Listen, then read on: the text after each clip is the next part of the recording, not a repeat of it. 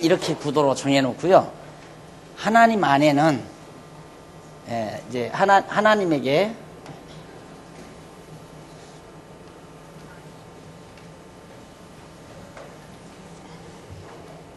되어 있는데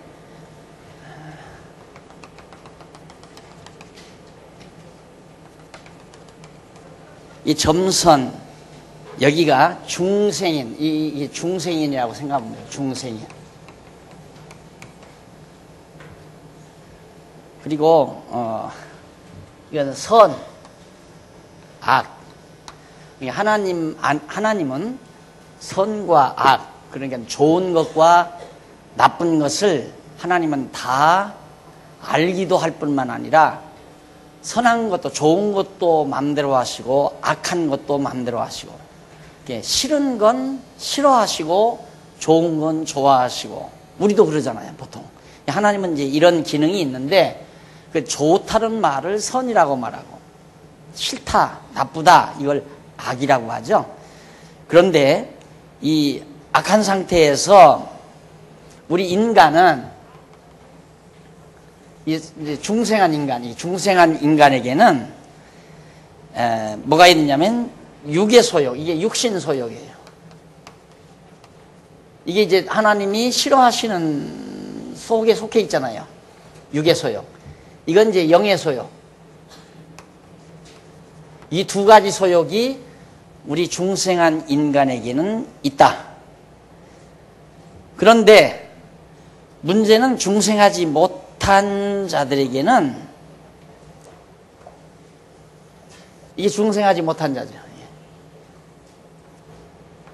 이게 이제 바로 타락이에요. 타락이는 완전히 하나님이 싫어하시는 영역 안에서만 존재해요. 그러니까 타락한 자, 중생하지 못한 자는 하는 일마다 모든 일이 다 하나님이 싫어하는 일이에요. 그러니까 탕자가 아버지 집 떠나면 아버지 집 떠나서 어떻게 살아요? 아버지가 싫어하는 대로 그냥 살아가는 것처럼. 그리고 이제 반대로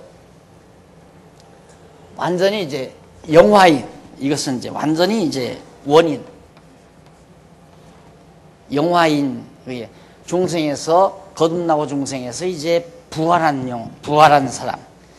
본래 하나님께 창조함을 받았던 아담과 같은 상태.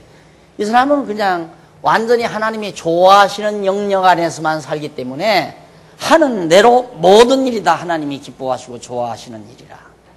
그래서 인간이 타락인 중생인 원인, 타락하기 이전의 사람, 아담 모습이기 때문에 오늘 우리들은 바로 이런 인간이죠. 우리에게는 영의 소욕, 하나님이 좋아하시는 일을 하기도 하고 때로는 하나님이 싫어하시는 일을 하면서 살아가요. 그래서 점점 하나님이 좋아하시는 일을 자꾸 하게 되면 따라서 하나님이 싫어하시는 일을 적게 하면서 살다가 우리도 이제 이렇게 딱 이제는 하나님 나라에 가면 하나님 좋아하시는 대로 선한 사람으로서 선한 생활을 하며 사는 그런 완벽한 새로 난 하나님의 백성으로 살아가게 된다. 그래서 선과 악의 관계도가 이렇게 이루어져 있다 하는 걸 그 그림을 자세히 보시면 나옵니다. 싫어하시는 것, 싫어하시는 행위. 그러니까 육신의 소욕은, 우리가 육신 소욕은 하나님이 싫어하는 거죠.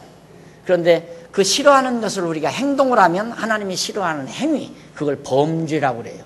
죄를 짓는다. 하나님이 좋아하시는 것, 그걸 행하면 선행, 그걸 이제 우리는 선행이라고 그렇게 말하고, 그걸 하나님은 우리는 의롭다 이렇게稱하는 거죠. 의, 죄 이렇게 돼요. 그래서 타락인 중생인 원인, 중생하지 못한 하나님을 믿지 아니하는 모든 사람들은 뭐를 해도 다 세상에서 아무리 도덕적으로 윤리적으로 깨끗하게 의롭게 살아도 그것도 다 왜? 자기 영달을 위해 사는 일이니까. 전부 자기 명예, 자기 공덕, 이걸 위해서 하는 거기 때문에 하나님이 다 싫어하는 영역에서밖에 살 수가 없어요. 우리가 거듭나고 중생해야 하나님이 기뻐하시는 일, 즉 영의 소욕을 따라 때로는 살지요. 영의 소욕을 따라. 그러다가도 아직 우리는 육체가 있기 때문에 육신의 소욕 따라 하나님이 싫어하는 행위도 하면서 살아가게 되고요. 그래서 우리의 신앙이 점점 자라나면서 하나님이 좋아하시는 일을 나도 좋아하면서 살아가는 그런 이제 거듭나고 중생한 자의 삶을 살아가게 됩니다. 자, 그 정도 정리해 놓고요. 그 다음 이제 하나님께서 두 번째로 앞에서는 이제 아담의 보호였죠. 여기서는 가인 심판과 보호.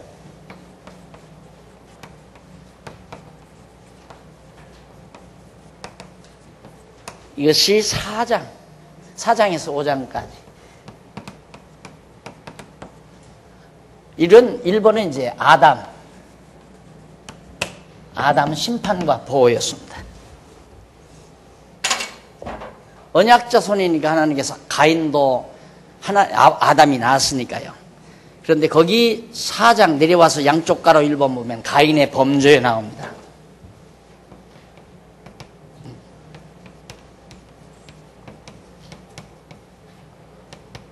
범죄, 그것이 4장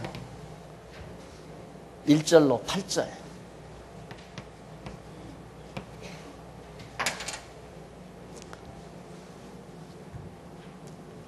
그 가운데서 1절로 2절 제일 밑에 부분에 보면 4장 1절로 2절에 보면 아담과 하와에게서 두 사이에서 큰아들 형 가인과 동생 아벨이 출생을 합니다. 가인과 아벨이 출생을 해요. 여기서 여러분들이 미리 기억하실 것은 아담이 한 900세 가까이 살았거든요. 그런데 아들 둘만 낳고 산 건 아니에요. 여기 이 성경에 여러분의 이름도 없죠. 여러분의 증조부도 없고 단군 할아버지도 여기 없고요. 다만 하나님께서 당신을 계시하는데 우리에게 알게 하는데 필요한, 물론 다 모든 인류가 다 필요하지만 그 필요한 최소한의 인물들만 이 성경에서 등장시켜서 거론한다. 이걸 전제로 하고 여러분들이 성경을 봐야 돼요. 그러니까 아담이 가인과 아벨만 낳았다. 성경에 가인과 아벨만 하나님이 낳았다고 기록되어 있다. 그 이상도 얼마든지 900세가 넘도록 살았는데, 여러분 요즘 봐 옛날 우리 어른들 잘 살아야 6, 70년 살았는데 그렇게 살면서도 아들을 막 10여 형제, 12형제, 뭐 10형제 보통 그렇게 낳고 살아요. 그리고 뭐 한 증손만 보더라도 막 방으로 가득하잖아요. 그래서 막 소위 이제 종종 모였다 하면 제일 종종 그 집안에 종종 어른이 시제질 되면 딱 있으면 막 뒤로 거의 100명에 가까운 아들 손자들이 막 쫙 모여서 옛날 시제도 드리고 그러잖아요. 겨우 100년도 못 되는 세월 동안에 그렇게 퍼져나가는데 아담은 900세가 넘도록 살았어요. 그러니까 가인과 아벨만 낳은 게 아니라 여기서 가인과 아벨은 최소한 하나님께서 당신을 계시하시는 데 필요한 그런 최소한의 인물을 등장시켜서 우리에게 계시해 주는 말씀이다. 그런데 하나님께서 하와에게서 형 가인과 동생 아벨이 출생을 했는데 왜 출생했나? 하나님께서 아담에게 생육하고 번성하라 했으니까 번성했어야 되잖아요. 그래서 가인과 아벨을 등장을 시켜요. 그런데 3절로 5절에 보면 65페이지 세월이 지나 가인과 아벨이 각각 하나님께 제사를 드려요. 아담이 하나님을 경외했으니까 가인과 아벨도 하나님을 경외하는데, 가인은 농사를 짓는 자예요. 농사, 씨앗을 뿌리고. 그런데 아벨은 목축, 그러니까 짐승, 양이나 염소 이런 목축을 하는 그런 직업을 선택을 했어요. 그렇게 선택을 했는데 당연히 하나님께 제사할 때 가인은 곡식으로 제사를 드릴 수밖에 없고 자기가 농사를 곡식했으니까, 아벨은 짐승 잡아서 제사를 드렸단 말입니다. 그런데 놀랍게 하나님께서 두 형제의 제사 중에 아벨의 제사만 받아요. 그러니까 가인이 화가 났을 거 아니에요. 그래서 바로 4장 6절로 8절에 보면 가인이 분해가지고 화가 났어요. 그래서 그 아우 아벨을 쳐 죽여버립니다. 그래서 아벨이 피 흘려 죽어요. 그런데 이런 사건을 이제 사건이 나타났는데 거기 보면 이제 그 65페이지 밑에서부터 아홉째 줄, 열째 줄 보십니다. 열째 줄 뒷부분에 보시면 하나님께서 왜 아벨의 제사만 받아주셨나? 연락을 왜 하셨나? 그 이유에 대하여는 나오죠? 10번째 뒷부분에 보시면 그 이유에 대하여는 히브리서 기자가 분명하게 말해줘요. 뭐냐면 믿음으로 아벨은 가인보다 더 나은 제사를 하나님께 드림으로 의로운 자라 하시는 증거를 얻었으니 하나님이 그 예물에 대하여 증거했다. 아벨은 믿음으로 드렸고 가인은 그 대신 믿음으로 안 드렸다는 얘기예요. 그러니까 하나님께서 아벨의 제사를 받은 건 짐승을 잡아서 피 흘려 드린 제사를 하나님이 받으시고 가인이 곡식으로 드린 제사를 받지 아니한 것은 그 이유는 아벨은 믿음으로 드렸기 때문이다 했을 때 그 믿음이란 뭔가? 믿음은 히브리서 기자가 이렇게 해요. 바라는 것은 실상, 그 다음 보지 못한 것은 증거, 이걸 믿음이라고 정의를 해요. 그러니까 이것으로 드렸다 이 말이에요. 그러니까 아벨의 제사를 하나님이 왜 받았는가? 짐승을 잡아 피 흘려 드린 제사를 왜 받았는가? 그 제사를 받으신 이유는 아벨은 믿음으로 드리기 때문이다. 그럼 믿음이란 뭐냐? 바라는 것은 실상, 보지 못한 것은 증거, 이것이 믿음이다. 그러면 이 바라는 것의 실상이란 뭐냐면 처음 창조할 때 하나님께서 아담을 지으신 것은 둘째 아담 예수가 오실 표상이라고 그랬죠. 둘째 아담 예수가 오실 표상이라고 그랬어요. 그러면 이때부터 벌써 아담 창조할 때부터 장차 예수님이 오셔서 우리를 대신하여 피 흘려 하나님 앞에 제사를 드리실 것을 벌써 여기서 약속하고 언약하고 있는 거예요. 약속을 했으면 그것을 그 약속이 이루어지기를 바라요, 안 바라요? 바라죠. 그게 바라는 거예요. 소망한다 이 말이에요. 약속을 해. 언약대로 되기를 기다리는 거예요. 그러면 아담의 아들 아벨이 왜 하나님 앞에 믿음으로 제사를 드렸나? 그 믿음이란 바라는 것의 실상이니까 아벨은 짐승을 잡아서 피 흘려 드렸다 이 말이에요. 그것 자체가 믿음으로 드린 것이다. 뭘 믿음으로? 장차 오실 예수 그리스도를 바라보면서 뭘로? 짐승의 피로, 실상이죠. 실제로 피로 드리잖아요.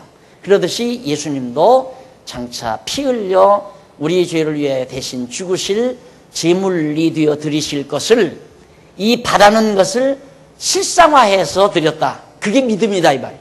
그 다음 보지 못한 것의 증거다. 그러면 여기서 아벨이 예수 그리스도를 보았느냐? 못 보죠.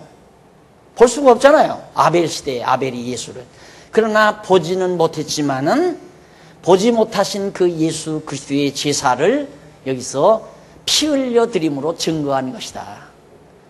그래서 그것이 보지 못한 것의 증거다 그 말이에요. 그런데 이 히브리서 이 내용을 오늘날 많은 교회 지도자들이 믿음이란 뭐냐? 바라는 것의 실상이다. 여러분 부자 되기 바라죠? 넓은 아파트로 이사 가기를 바랍니까? 그 바라는 것이 이루어졌다고 막 믿으시오. 의심하지 말고 나도 이제 큰 아파트로 이사 간다. 확실히 믿고 하나님 앞에 구하면 그게 믿음이다 이거예요. 또 보지 못한 것들의 증거다. 50평짜리 70평짜리 아파트 보지는 못했지만 그걸 나는 이미 70평짜리 아파트로 이사 갔다. 그렇게 증거하라 이 말이에요. 그러니까 예를 들어서 가슴 아픈 사람 가슴에 손을 얹으시오. 그리고 기도를 해요. 기도를 하고 이 중에 하나님께서 그러시는데 성령께서 역사하시는데 가슴에 손댄 분의 병이 나았다고 지금 응답이 왔습니다. 간증하십시오. 그럼 뭐라고 해야 되는 거예요?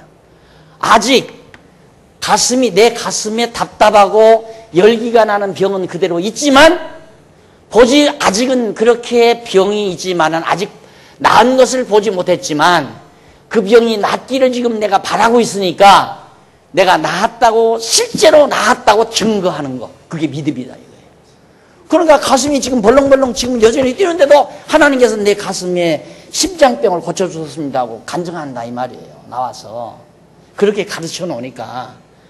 그런데 그 다음 기자가 가서 가슴이 다 나았습니까? 아니, 아직도 벌렁벌렁 뛰고 있어요. 그런데 얼마나 많은 사람들이 쏘아요. 그 간증을 듣는 허다한 사람들이 쏘는 거예요. 그래가지고 이렇게 막 구름대처럼 모여드는 거예요. 야, 그 목사가 손 들고 기도하면 막 모든 병 다 낫더라. 여기 지금 위암 나았다고 하나님이 지금 응답하셨습니다.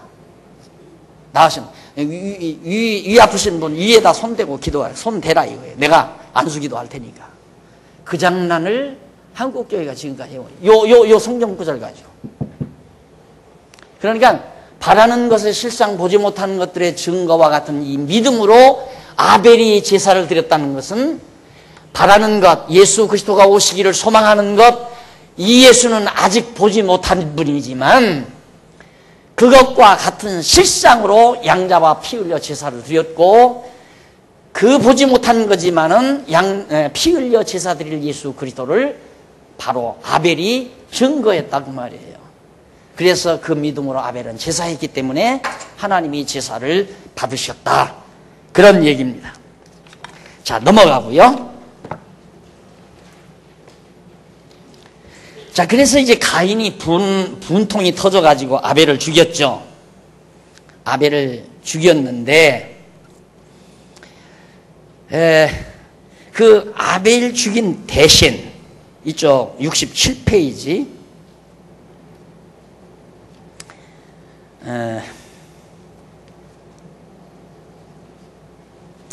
67페이지에 보면 그 8절이 나와요. 위에서 7번째 줄. 가인이 동생 아벨을 쳐 죽인 내용인데, 가인은 하나님께로부터 들은 경고와 예고 내용을 아벨에게 말하여 줍니다. 그리고 그 후에 가인과 아벨이 들이 있을 때 가인이 그하고 아벨을 쳐 죽이는데, 이 같은 사실은 하나님께서 가인에게 예고하여 주신 대로 이루어진 거죠. 즉 가인이 아벨 죽일 것 앞에서 하나님이 예고했어요. 너 죽인다. 이제 내 동생, 내 죄가 너를 지배한다. 근데 그대로 이루어진 거예요.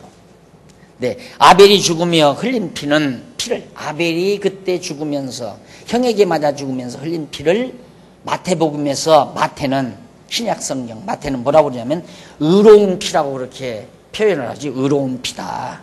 마태복음 23장 35절. 그리고 그 히브리서 기자는 예수 그리스도께서 뿌린 피를 아벨의 피보다 더 낫게 말하는 피다.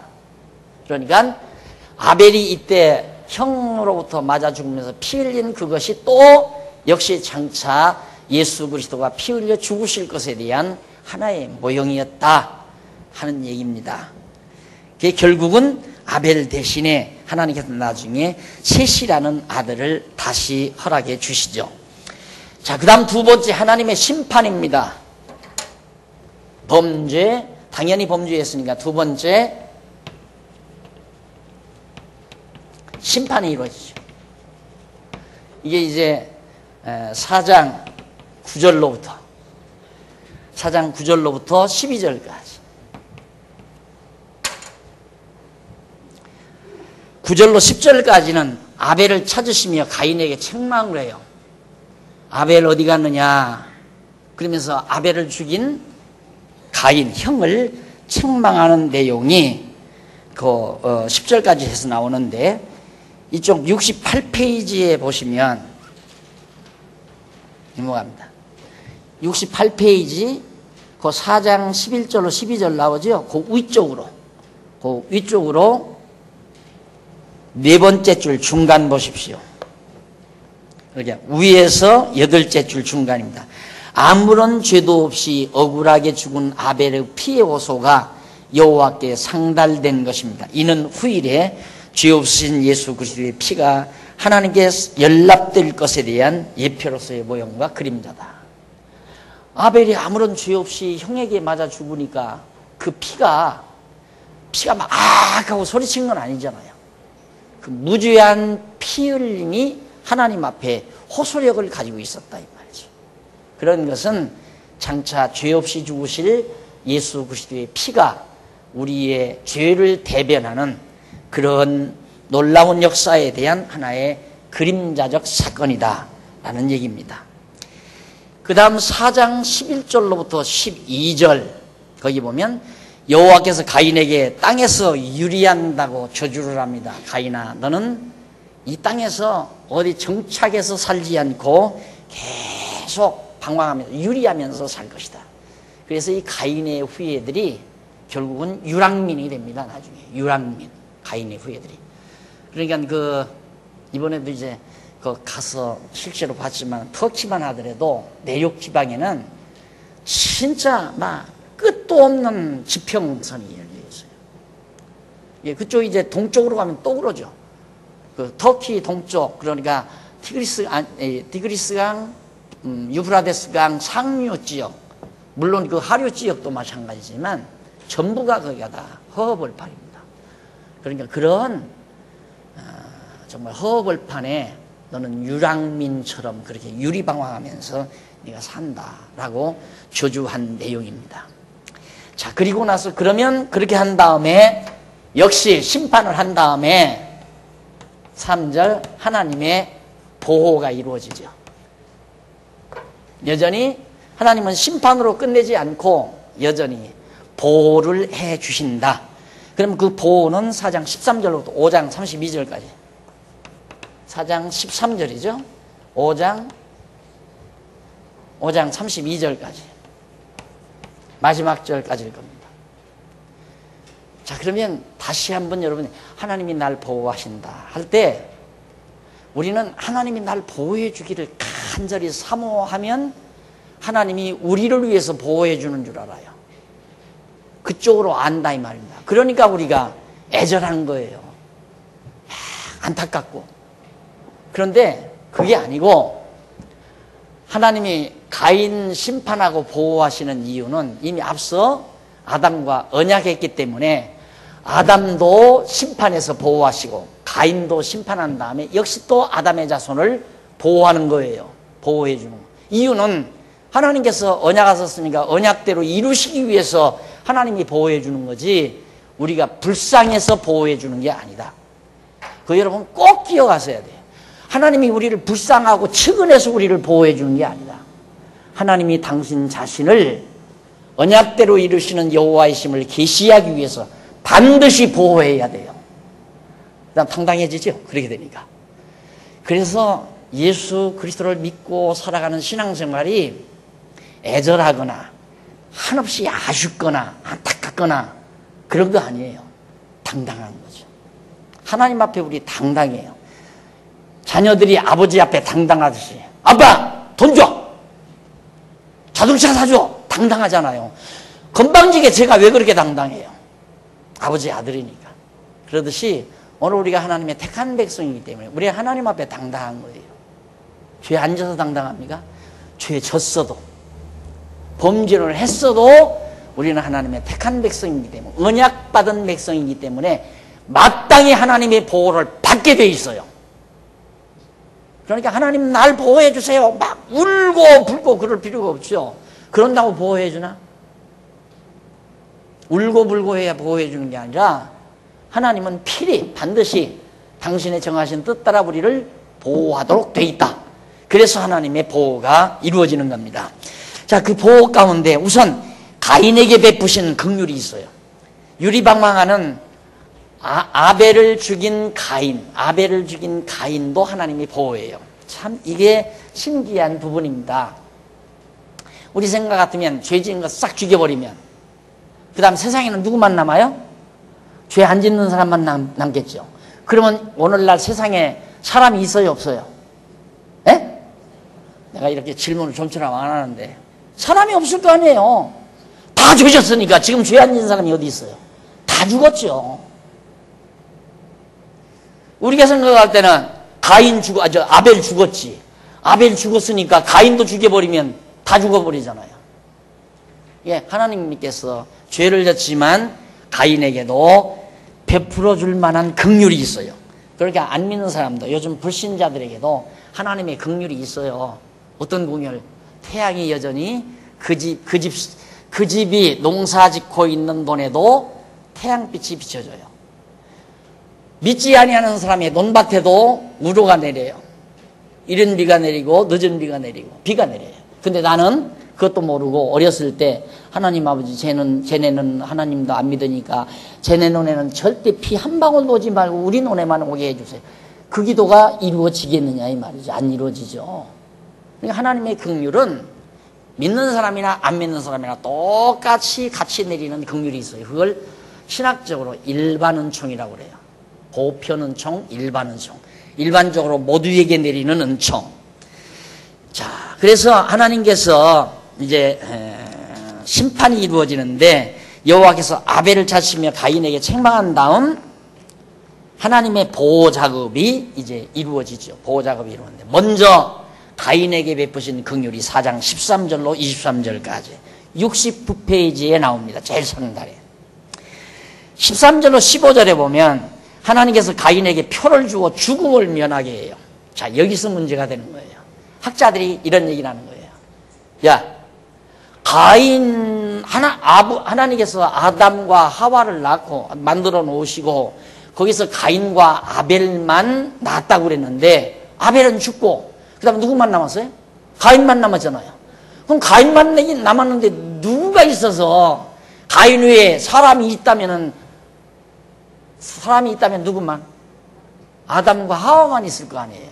그런데 유리방황해라 내 보냈는데 누구를 만나서 죽여요? 누구를 죽여요? 아무도 없는 사람이. 학자들은 앉아서 그런 것만 연구하는 거예요. 영털이다 이거지. 성경이 영털이다. 그래서 아까 제가 말씀드린 거예요. 아담이 가인과 아벨 낳기 전에도 낳았고 후에도 낳고 계속 자녀들 낳을 수밖에 없잖아요. 둘이 같이 사는데 많이 낳은 거예요. 그러면 만약에 가인 이거 아들이에요? 아벨도 아들이고 두 아들만 낳았는데 딸도 없는데 그럼 가인 그 후에 자손들이 어떻게 번창했어요? 딸이 없는데 엄마 사이에서 낳나요? 그런 엉터리 같은 소리. 어떻게 하나님 여호와를 계시하기 위해서 기록한 이 조금된 이 범주가 작은 작은 성경 내용 속에 인류 역사의 모든 내용을 다 기록할 수가 있느냐 이 말 여기에. 그래서 오죽하면 사도 요한이 그러잖아요. 예수님께서 행한 일을 기록을 한다면 세상이라도 쌓기가 모자라다. 그렇게 많다 이거예요. 그러나 압축해서 예수가 그리스도이시고 하나님이 여호와이심을 깨닫게 하는 핵심적인 내용만을 성경에다가 하나님 계시하기 위해서 담았기 때문에 가인이 어떤 여자하고 결혼해서 누가 난 여자하고 결혼해서 그런 얘기 없잖아요. 그러면 그 딸은 어디서 나와서 천사하고 했나? 말이 안 되는 얘기죠.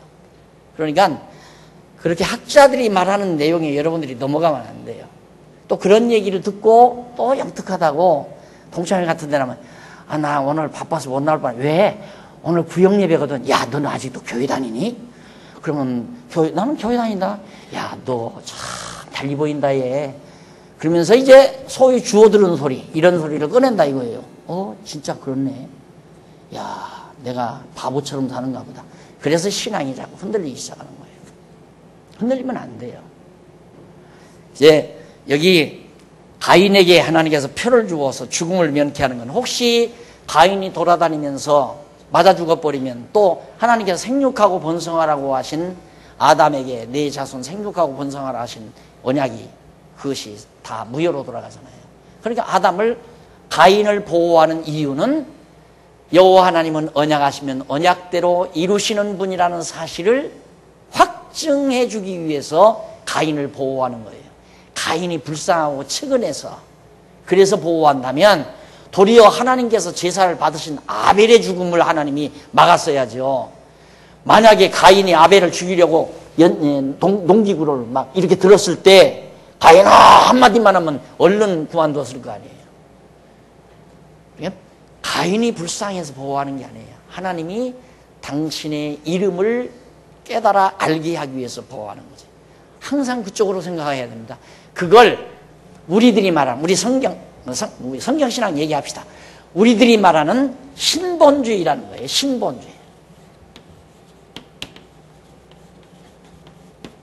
자, 우리 교회에서 여러분들에게 성경 해석을 해주는 해석의 근본주의가 뭐냐면 하나님을 본위로 한 주의다. 하나님을 본위로 한 해석이다 이 말이에요. 근데 인간을 본위로 한 해석은 우리가 하나님 앞에 잘하니까 하나님이 우리를 보호해 줬다. 그게 인본주의예요. 인본주의. 그게 인간을 본위로 한 해석이죠. 근데 전부 그렇게 해석하잖아요. 하나님 앞에 매달리니까 하나님이 우리를 불쌍히 여겨서 우리를 보호해 준다. 이게 전부 인간을 본위로 한 성경 해석이라 이 말이에요. 그러니까 피곤하죠. 야, 내가 이렇게 하면 하나님이 잘 봐줄라나 안 봐줄라나 늘 불안해요. 늘 막 이제 새댁이 시집가 가지고 시집생활 할 때 제일 불안한 게 뭡니까? 시어머니가 나를 어떻게 보나. 시아버지보다 시어머니가 더 걱정이죠. 찌개를 끓여도 시어머니 맛에 맞을라나 안 맞을라나. 만약에 안 맞았다면 또 시어머니한테 한 소리 들을 텐데 늘 불안하듯이 우리의 신앙생활이 그런 식의 불안함을 가지고 있는 거예요. 근데 알고 보면 하나 불안할 거 없어요. 하나도. 하나님이 당신의 이름을, 당신을 본위로 해서 당신의 이름을 우리에게 계시하기 위하여 심판해도 우리를 아주 멸하지 않고 결국 보호해 주시는 하나님. 그래서 여호와 하나님 살아계시다는 확신만 가지면 우리의 삶이 훨씬 힘이 써지고 당당해진다는 거, 그걸 기억하시면 되겠습니다. 자, 그 다음에 이제 넘어가서 15절 70페이지 위에서 11번째 줄 보시면 15절 나옵니다. 거기는 죽임 당할까 염려하는 가인에게 표를 주어 죽임을 당하지 않게 하시는 그런 내용 말씀드렸죠. 자, 그 다음에 이제 그 밑에 보면 4장 16절로 24절이 나옵니다. 4장 16절로 24절 보면 가인이 여호와를 떠나서 놋 땅으로 가서 거한다. 이 놋 땅은 지금 시베리아 소련 국토인 시베리아 벌판 거기 놋 땅, 그게 놋 땅이에요. 그러니까 아주 황막한 땅이죠. 소련 땅이 황막하죠. 지금도 황막하잖아요. 근데 가인은 저 북쪽 놋 땅으로, 유브라데스강, 티그리스강 그 부근이 에덴 동산터였다면 거기서 쫓겨나서도 멀리 쫓겨나지는 않았을 거 아니에요. 그래서 우리가 인류사 공부하면서도 인류 문화의 발상지 하면 제일 먼저 꽂는 곳이 유브라데스강, 티그리스강, 그 다음에 이제 인더스강, 중국 황하강, 에집트의 나일강 이렇게 되거든요. 그러니까 그 유브라데스강, 티그리스강 그 중동 지역 거기서 인간이 애굽 쪽으로, 에집트 쪽으로 가서 나일강 유역을, 에집트 나일강 유역 발전, 유역 문화를 만들었고, 그다음 남쪽으로 조금 내려가서 인더스강 유역을 만들었고, 그다음 동쪽으로 가서 중국의 황하 유역, 황하강 유역에서의 문명을 발전시킨 겁니다. 거기에서 다 퍼져가지고. 그러니까 실제로 인류 문화사를 연구하는 사람들도 언어도 중동 지방에서 다 퍼져나갔다는 거예요. 인간의 언어도. 그리고 흔적도 중동 지역에서 에집트로, 인도로, 중국으로 이렇게 퍼져나간 역사적 흔적을 고고학자를 통해서 다 밝히고 있잖아요. 그러니까 이 성경이 이게 그렇다고 해서 거짓말이 아닌 건 아니지만 틀림없는 말씀이란 말입니다. 그래서 결국 이 가인은 중국 소비에트 연방, 소련 땅, 놋 땅으로 가서 거기서 그냥 짐승 먹이면서 유리방황하면서 그렇게 산 거예요. 그래서 거기서 이제 16절로 24절 놋 땅으로 가서 거기서 거하면서 번성을 했다. 왜? 생육하고 번성하라 했으니까 번성해야 되잖아요. 아담에게 너 생육하고 번성하라. 하나님께서 그렇게 해주겠다 했으니까 가인의 자손도 자꾸 번성해야 한다 이 말이죠. 그래서 16절로 18절은 가인으로부터 라멕까지 계보가 나와요. 가인이 누구를 낳고 누구를 낳고 누구는 라멕까지 계보가 나오는데 그 계보 내용이 밝혀지면서 가인은 여호와의 앞을 떠나 에덴 동편, 에덴 동산, 동쪽으로 놋 땅으로 가서 거하게 되죠. 근데 그 노시라는 이 말이 유랑하다 또는 방황하다라는 그런 뜻을 가진 동사예요. 그러니까 유랑하다, 방황하다 그런 뜻을 가진 동사를 그대로 그 가인이 유랑하던 그 지역을 노 땅이다 그렇게 붙인 거죠. 유랑하던 땅이다. 가인이 유랑하던 땅이다. 그리고 19절로부터 24절 그 밑에 라멕과 두 아내와 그 자손들에 대한 내용이 그건 뭐냐면 봐라. 가인의 자손도 이렇게 번창했다. 그걸 확실히 기록해 주는 내용이에요. 라멕은 아다와 실라 두 아내를 취하여 라멕 남자 하나가 두 여자를 취해서 아다에게서 육축 치는 자의 조상인 야발과 수금과 퉁소 벌써 그때만 해도 음악이 발달하죠. 수금 음악 악기예요. 퉁소를 잡는 자의 소위 이제 활량이죠. 노래꾼 활량이 바로 그 가인의 후손에게서 그렇게 나옵니다. 그리고 라멕은 자기가 상처를 입은 위기를 막기 위해서 사람을 죽인 사실을 아내들에게 고하면서 조상 가인을 죽이는 자의 벌보다는 자기를 죽이는 자의 벌이 더 크다. 그때만 해도 정말 사람의 인구가 벌써 많이 발전을 해서 그래서 그냥 유랑하다가 잘못하면 맞아 죽고 그럴 거 아니에요. 법도 없고 그러니까 돌아다니다가 사람 만나면 재물을 뺏기기 위해서 짐승을 빼앗기 위해서 사람 죽이기도 하고 그래서 정말 험한 그런 세상이었습니다.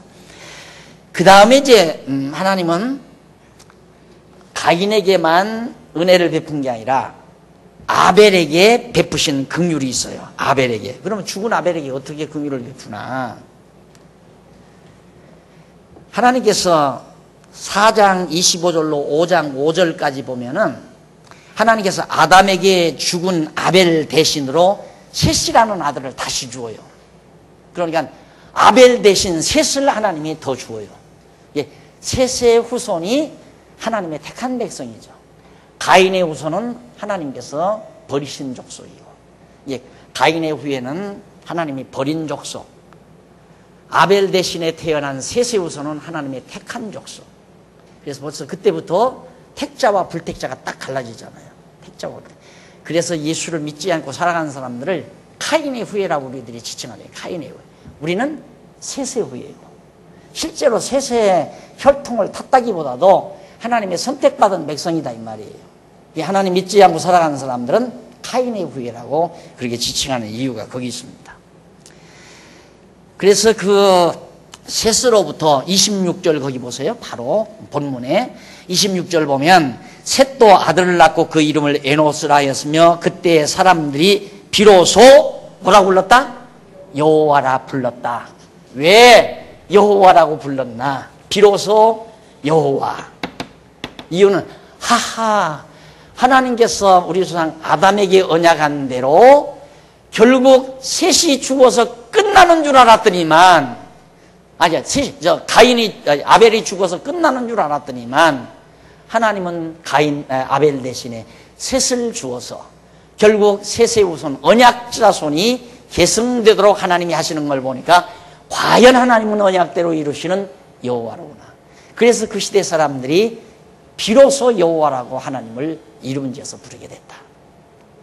아시겠죠? 그러니까 그 알지도 못하고 성경 제대로 연구도 못한 사람들이 봐라. 창세기 보면 앞에는 하나님으로 나오다가 뒤에는 여호와로 나오고 그런다. 그러니까 이름이 틀려. 그러니까 이것은 문서가 다르다는 얘기다. 신화 문서가 그리스 신화 같은 신화들이 많이 옛날부터 돌아다니는데 그런 창조 신화 같은 거 이런 것들을 주워 모으다 보니까 하나님 이름이 다 다르지 않느냐. 그게 무슨 하나님 말씀이냐. 하나님 말씀 아니다. 그냥 문서들 수집해 놓은 그런 책이라고 그러더라. 어느 박사님이 그러는데 또 어느 목사님이 그러는데 그렇게 나는 배웠다. 야, 네 말이 맞는 것 같다. 이러면 이제 문제가 심각해요. 성도대학 졸업장 못 받아요. 그러면 안 줘요. 그럼 무식한 사람에게 어떻게 졸업장을 줘요?